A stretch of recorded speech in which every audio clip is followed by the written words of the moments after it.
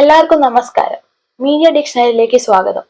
ഇന്ന് നമ്മൾ സംസാരിക്കാൻ പോകുന്നത് മീഡിയ കൺവേർജൻസിനെ കുറിച്ചാണ്.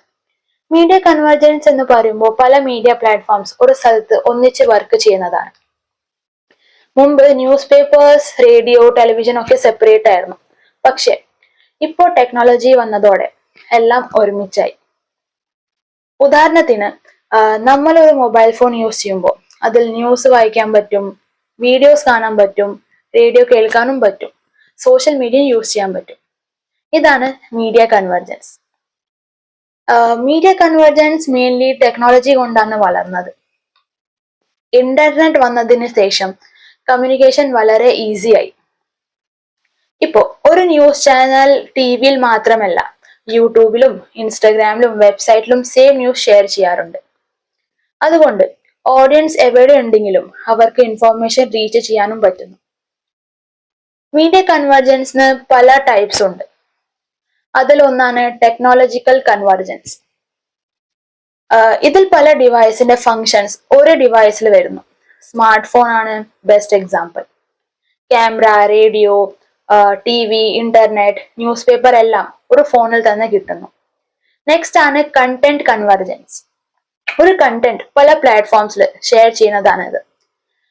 എക്സാമ്പിൾ ആയി ഒരു മൂവി റിലീസ് ചെയ്താൽ അതിന്റെ ട്രെയിലർ യൂട്യൂബിൽ വരും, പ്രൊമോഷൻ ഇൻസ്റ്റഗ്രാമിൽ വരും, ഇന്റർവ്യൂസ് ടിവിയിലും വരും.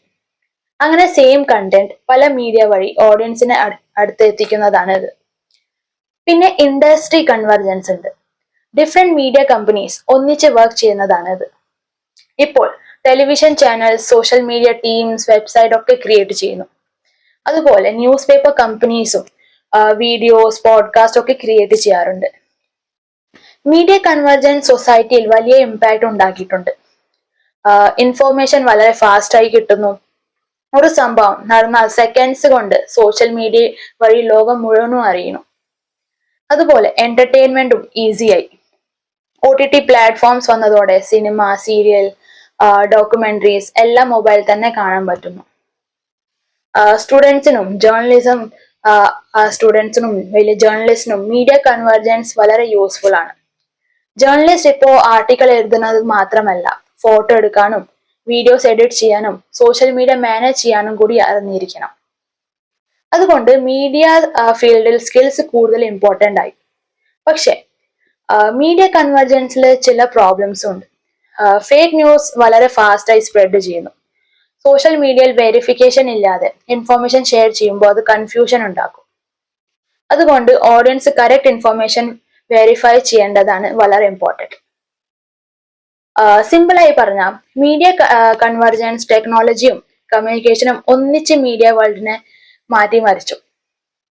ഇപ്പോൾ എല്ലാം ഡിജിറ്റൽ ആയി മാറുന്നു. അതുകൊണ്ട് ഫ്യൂച്ചറിൽ മീഡിയ കൺവേർജൻസിന്റെ ഇമ്പോർട്ടൻസും ഇനിയും കൂടും. ഇതിനെക്കുറിച്ച് നിങ്ങളുടെ അഭിപ്രായം എന്താണെന്ന് തീർച്ചയായും അറിയിക്കുക. നന്ദി, നമസ്കാരം.